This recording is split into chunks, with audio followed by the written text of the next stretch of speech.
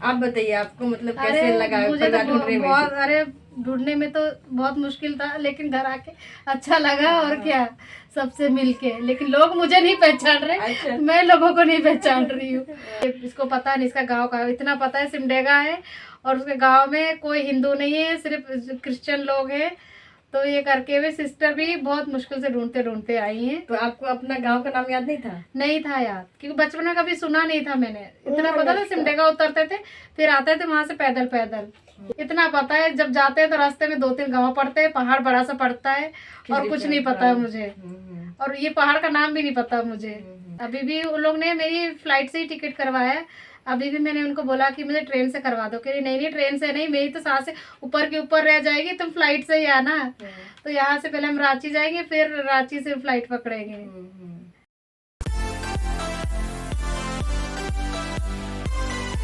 जोहार।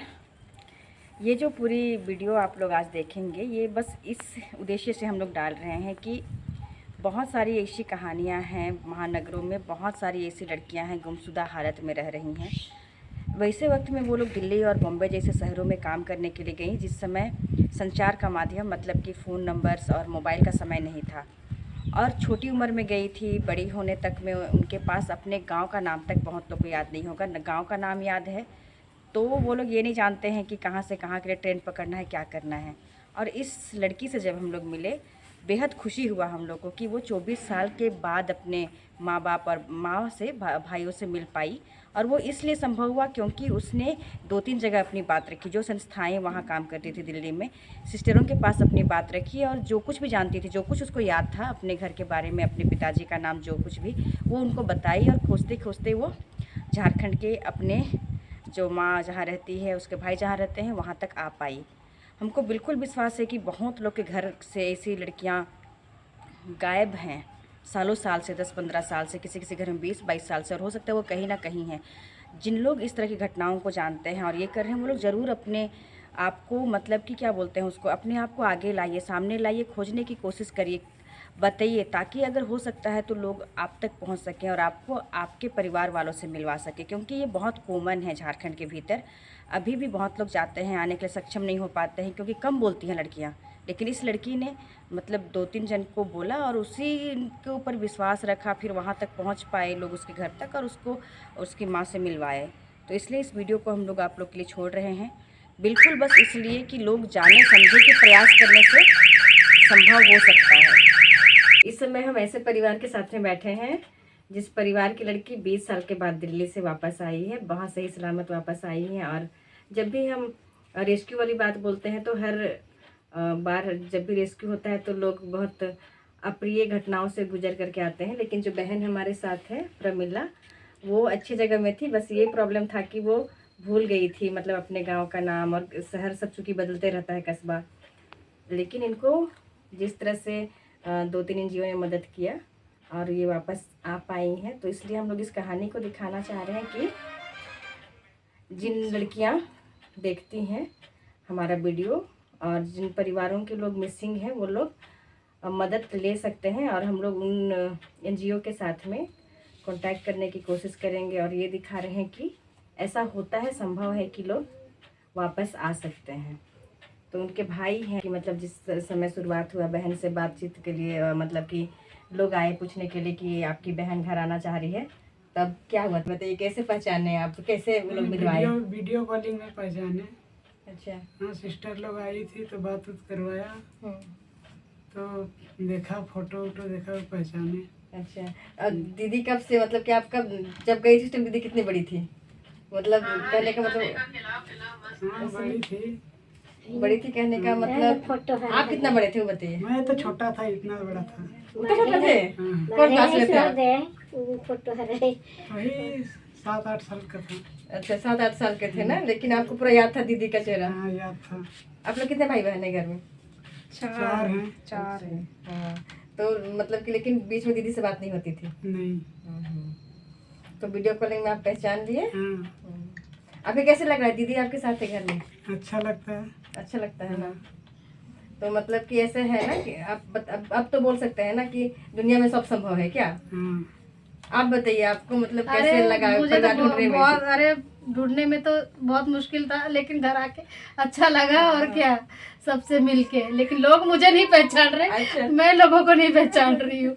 और सबको ये लगता है कि भैया, मैं बोलती भैया मेरी माँ को किसी ने देखा, कहता आपकी माँ कौन है? भैया की माँ को देखा। अच्छा, मतलब आपके बारे में भूल गए थे लोग ना, गांव के लोग।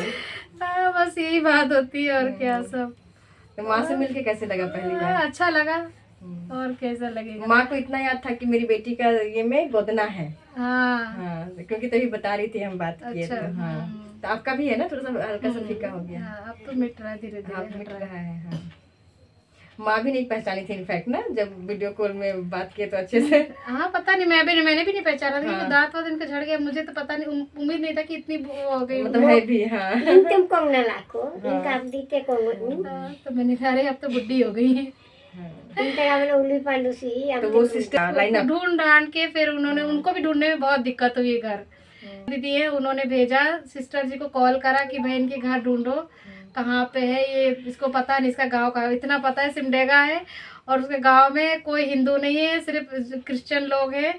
तो ये करके वे सिस्टर भी बहुत मुश्किल से ढूंढते ढूंढते आई हैं। तो आपको अपना गांव का नाम याद नहीं था? नहीं था याद, क्योंकि बचपन में कभी सुना नहीं था मैंने। इतना पता था सिमडेगा उतरते थे, फिर आते थे वहां से पैदल पैदल। Inya se paidal hote hi, khijri thi, to toli.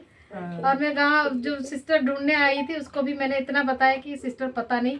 इतना पता है जब जाते हैं तो रास्ते में 2-3 गांव पड़ते हैं, पहाड़ बड़ा सा पड़ता है, और कुछ नहीं पता है मुझे।